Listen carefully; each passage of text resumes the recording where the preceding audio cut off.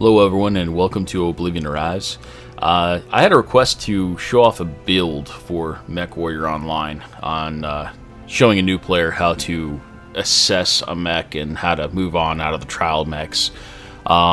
If you're unfamiliar with Mechwarrior Online, it can be rather daunting, but if you are a tabletop veteran, you generally have a good idea how most things work. Obviously the Mech Lab is a little more complex than just doing things on pen and paper. But going on here, we are going to show off today how to come off a trial mech and how to choose a mech for your first owned mech, and also how to outfit said mech to make it more effective. Most of the mechs in this game are going to be custom tailored. Most of them don't come off the assembly line with the most perfect traits known to man. Nor will they fit your playstyle, most likely. You will want to find a mech that is going to fit within your playstyle and design accordingly. So today we're going to look at a mech from the store without buying it, and also modify it to make it more effective. So we're going to go to the store here.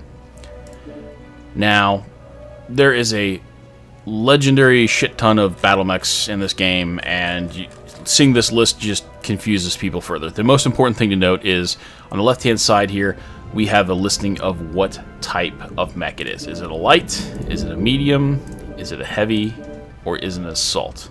The champions and heroes are pretty much specifically pay mechs, so they do offer some variety. If you fall in love with a particular mech, you can find a variant that will do what you want, and a hero mech might be a good option for some folks. But starting off here, we're not going to try to pay money. We're going to go with C-bills. So let's look at lights. It's a good place to start. A lot of people like to play lights. They're fun. They can deal damage. They can be annoying. They can be, really good at assisting the team, scouting, dealing damage, applying narc, for example. I mean, causing your friendlies to deal damage, or just in general providing information. So lights are very useful. People tend to discount them, but I've seen lights dominate games before. They can be very annoying. So starting off, I want to look at the Raven. Specifically, we have a lot of variants here, but we're going to look at the 3L. The reason why I want to look at the 3L versus any of the others is this one specifically, if you look into the hard points, has a mixture of both energy and missile, but also has ECM, which is electronic countermeasures. This makes this mech very difficult to pick up on sensors. It can cover up allies, and also on top of all that, it's hard to find and it's hard to lock onto once you do find it. It's a pain in the ass. So we're going to click on the mech, and that's going to bring up a little viewpoint of it so we can twist around, see what the Mr. Raven here looks like. And this is the 3L variant. So we're going to click View in Mechlab. See the big warning here that tells you you don't own this, and that you can't make modifications until you purchase the mech. Important thing to note, when you buy a mech, that's not the price to expect. That's the cost of owning the mech. Of course, you'll have to have a mech bay to do it, and those can be earned through faction warfare, or you can purchase them for, I believe, 300 MC, I think it is. It might be 600. It's not too much, but it allows you to own more than one mech. And if you play the game enough, you do a lot of faction warfare, like I said, you earn those for free. So looking at the mech here, we can see specifically, starting off, all the armor values are less than we would hope. That's not a good thing. That means we're going to get picked apart. Now, the idea of a light mech is that you're not going to tank. You do need some armor to be present, but you also don't want to take a head-on fight against a heavy as a good idea. Your defense is within your speed, your inability to be hit. So, first thing we're going to do is we're going to strip the weapons. We're going to pull these off here.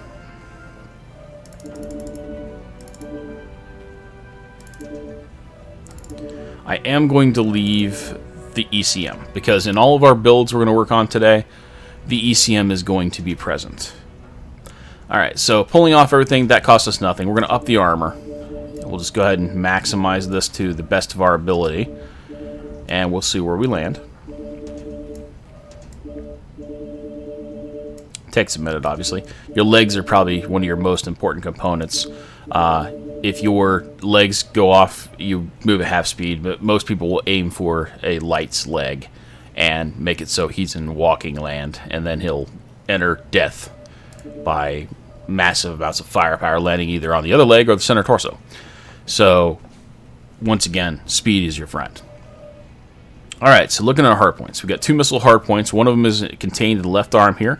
We have 1 in the right torso. We also have a energy hard point in the right torso and 2 in the right arm, which kind of compartmentalizes the energy onto the right side of the mech. So we've made modifications. Thing to note here is we are going to be running an XL engine. It's extra light or extra large, however you want to say it. And the XL engine allows you to be very light as far as tonnage and give you good performance, but if you take 3 engine hits in this game, you die. As you can see, the engine's contained in the center torso here, but it also bleeds into the left and right torso. Now, if you're using a standard engine, you won't have that bleed. A light engine has 2 points of bleed, and an XL has 3 points. So, by that rationale, a standard engine requires you to kill the center torso in order to kill the mech, or the legs, or the head. All 3 of those are destruction points. Now, if your engine gets hit with a light, I'll look at that real quick. So, if you take 2 engine hits, you're fine. You'll be reduced effectiveness on your engine, but you're not dead. They have to take the other torso, or your head, or your legs, or your center torso to kill you.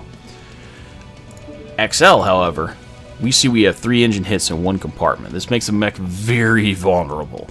So if they blow up my left torso, I'm dead. If they blow up my right torso, I'm dead. If they blow up center torso, head, legs, I'm dead. The only thing I can lose is my arms.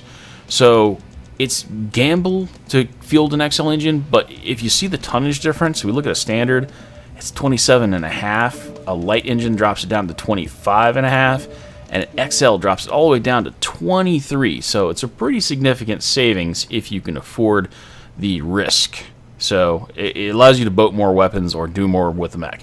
Generally speaking, XL engines, good idea on light mechs because they're hard to hit. Good idea on some mediums. Some other mediums you may field maybe a light engine. A standard it would be best used on like an assault mech because it has the tonnage to do that.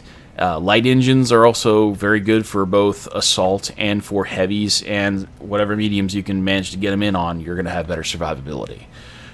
So, starting with this here, we're going to go ahead and keep an XL engine. I'm going to change the structure over from standard to endo steel. If you watch the torsos when I do this, you'll notice they fill up with dynamic structure slots. Actually, when it bled into the arm because I'm running ferrofibrous. Ferrofibrous is another thing. This allows you to pay basically slots to gain more weight savings. They both do it. Endo steel's generally better. Ferrofibrous is good also because you can lighten the armor. And the heat sinks, we're going to flip these to doubles. That's going to be expensive. Again, when you buy a mech off the starting line, it's going to be pricey. And then when you buy further into the mech, it's going to be pricey. So you can expect to spend double, if not triple, getting this mech to be where you want it to be. But if you have C-bills and you're playing this game, you're running premium, you'll be okay. Alright, so top indicators you can see working with our mech starting off here. We can see we've got some problems. If we click here, it says you require 2 more heat sinks and no valid offensive weapon system is equipped. So I don't have a gun, and I also am under heat sinks. Now, if we look at heat sinks, down here we can see I have a total of 8 heat sinks right there in parentheses. Those are 8 contained inside of the engine. Anything outside of the engine will be on the other side over here. You need 10. If you don't have 10, you don't leave the mech bay. Alright, so the first thing we're going to do is, I don't like the speed of this mech. It's only going 97.2. I want this thing to be fast. If they hit this thing, it's going to die. So I don't want it to get hit. So I'm going to blast this engine all the way up. Alright, so that takes me to an XL 295. Weight goes up a bit.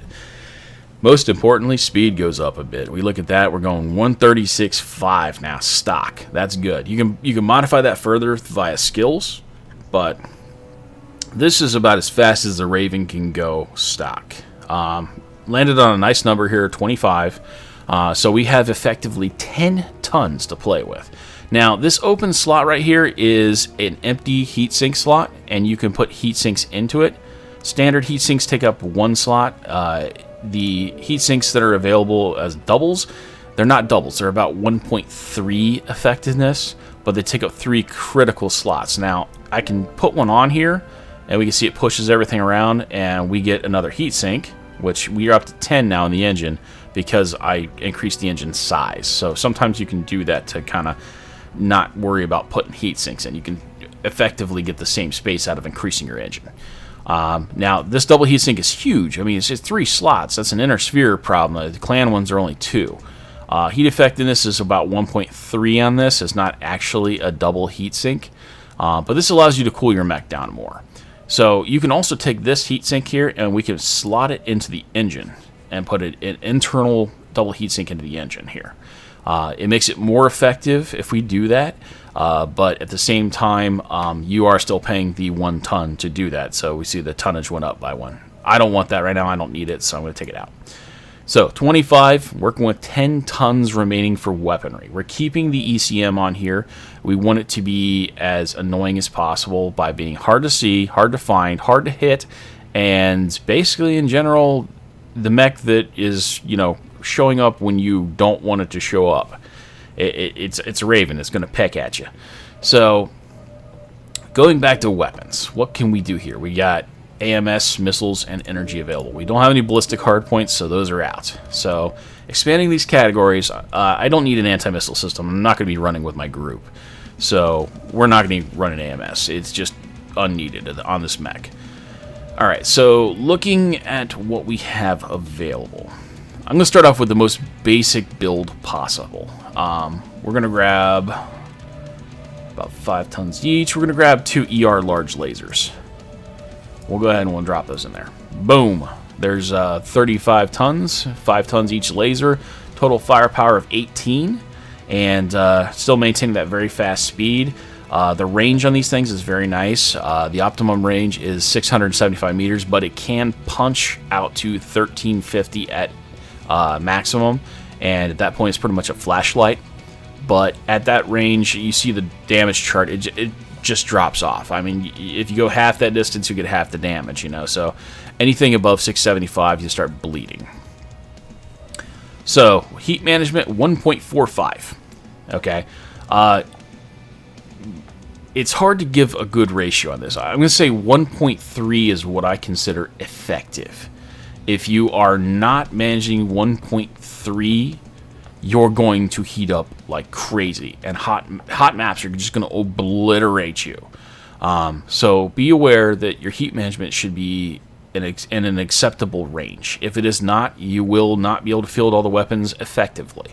So with this, I've got two lasers here in the arm. We'll go to camo spec. We'll see them drawn in here. We got them right here on the arms, and this allows me to have articulation and also a nice grouping of lasers. So the objective of this mech is to basically annoy the shit out of people. You pop up where they least expect it, you blast them with a couple lasers, then you run off somewhere, or you peek out, do it, and peek back, and if they can't return fire, that's about the same. So we'll go back to loadout here. Now, if I lose my arm, I lose my weapon. So one thing I could do here is I could take this ER large and drop it in here. We'll just move another one in here. Alright, so we do that. If you look at the camo spec, we see that we got now a torso-mounted one, and we have an arm-mounted one. It's better for protection to do that, but it's not as easy to land these on target, nor can you aim up with both lasers at like a UAV or something, which is an unmanned aerial vehicle.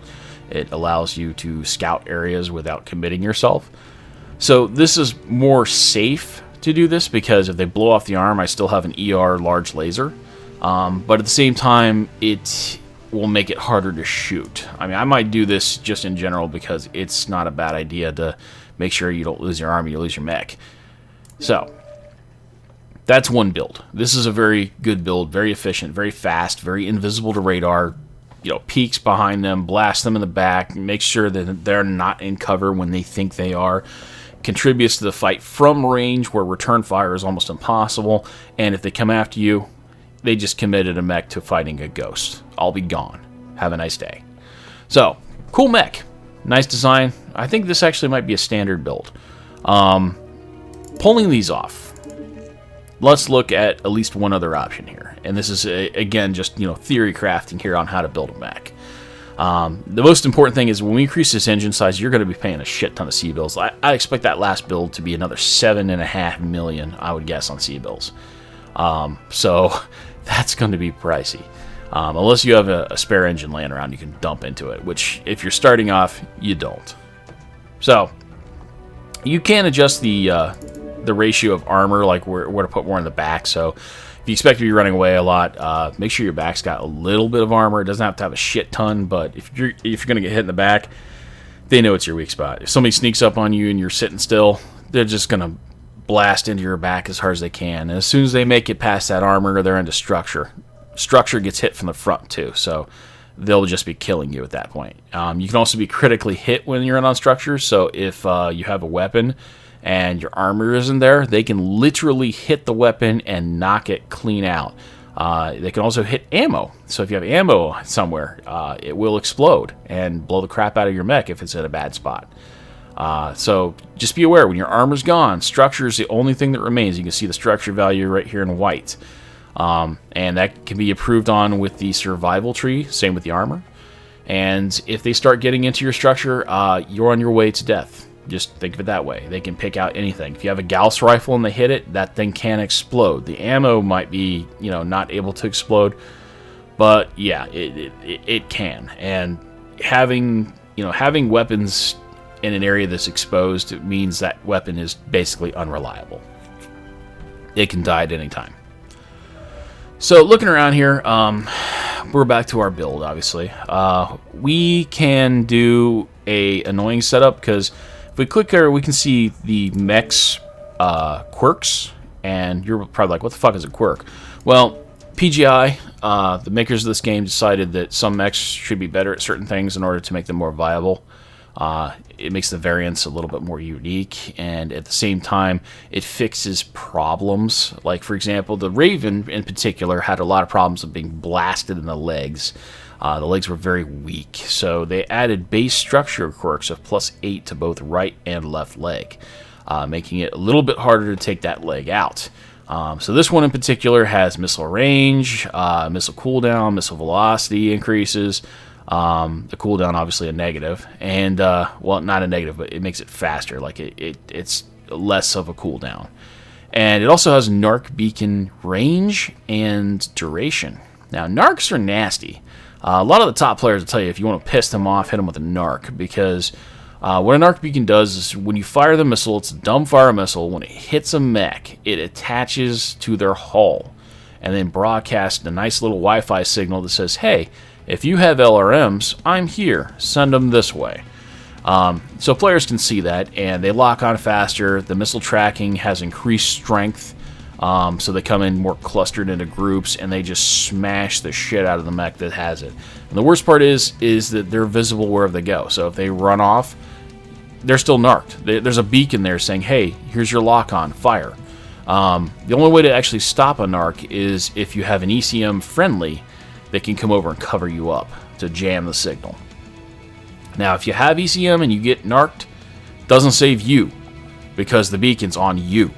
But if a friendly Raven came over with the same build and covered me up, I'd be safe. So narcs are annoying, and LRMs are long-range missiles. They can be sent at you from 900 to 1,000 meters out, and it's fire and forget almost. I mean, they get a hold on target on you, but it's not hard. The beacon's not going to stop transmitting. So narcs are nasty. Let's build an Ark build, since we have these nice quirk bonuses to it. So the first thing I want to do is I want to add the narc launcher. So we're going to come down into missiles. We're going to commit 3 tons right here to adding a narc launcher into our left arm. And we can see on camo spec, there's our launcher. Just one narc launcher. Now, narc needs ammo, so we're going to go back to loadout here. Go into ammo. We're going to grab some narc ammo, and we need to put it somewhere safe. So it is cheap to do, but everyone does it, so you might as well take advantage. We're going to put it in the leg. So that narc ammo now is safe. Something about ammo. Okay, if you put ammo somewhere that is in like an arm or a leg, they're considered limbs, obviously. If that gets hit, it will blow up. Okay, so if they nail into structure on this and they hit the narc ammo, it will explode. At that point, it'll deal damage to the limb, and that's it. Okay, limb goes, boom, gone, leg gone, whatever. Same thing with the arm. If it was in the arm, they blow it up, arm's gone. However, it doesn't transfer inward. Now, if you have a left torso or a right torso filled with that and it explodes, it blows off that torso with the damage and then transfers it inward on the center torso. Now, in the case of the Raven, not a big deal, because if they hit it near center torso and explodes, you're dead. You got that XL engine. Bye-bye. But if you are piloting a light-engined mech and you have, like, I don't know, 5 tons of SRM ammo in there, you're dead. Because if they hit that ammo and the rest of it goes up, it's going to transfer inward to your center torso, and 5 tons of SRMs are going to explode into the center torso, and yeah, you're not going to survive that. Unless you have CASE, which is cellular ammunition storage equipment. This allows you to safely store ammo in a torso without transfer. So if you had 5 tons, you put a CASE system on it. When it blows, the CASE system blows the explosion out the back, basically. You still lose the torso, but at the same time, it's compartmentalized, so it's not going to take your whole mech out. Regardless, we're avoiding this problem. We're putting the ammo in the leg. The Narc launcher's in there. We got 12 shots, I believe, with this, which is plenty for a Narc launcher. If it's not, you need to work on your aim. Quit spamming. Make sure you hit your targets. It has a pretty decent range. I believe the Narc launcher has... looks like we have 450 optimal, but we get a plus 145 by our Quirks. So, effectively, we could launch this from just about 600 meters and hit our target, which is a pretty damn good range. That's actually really good. So this mech is obviously an electronics warfare mech. It's designed to carry this weapon. So a good idea to add it. But we have now 6 tons, and we don't have any effective defensive weapons. Still telling us no valid offensive weapon. You can't just be a narc boat. So let's put some weapons on. ER medium lasers are a good go-to for Innersphere, I think. They have decent range, optimum 360. After that, they fall off. They can go out to 720. The heat is a little hot, but the damage is decent for it. You could go with a standard medium laser, which gives you less range for less heat. But the ER basically costs you heat for a little more range performance. They're both the same weight, so you can swap them out if you don't like them. So I'm going to stick 3 of these things on. I'm going to go 3 ER medium lasers. Alright, so let's go back to our camo spec. We'll look at them.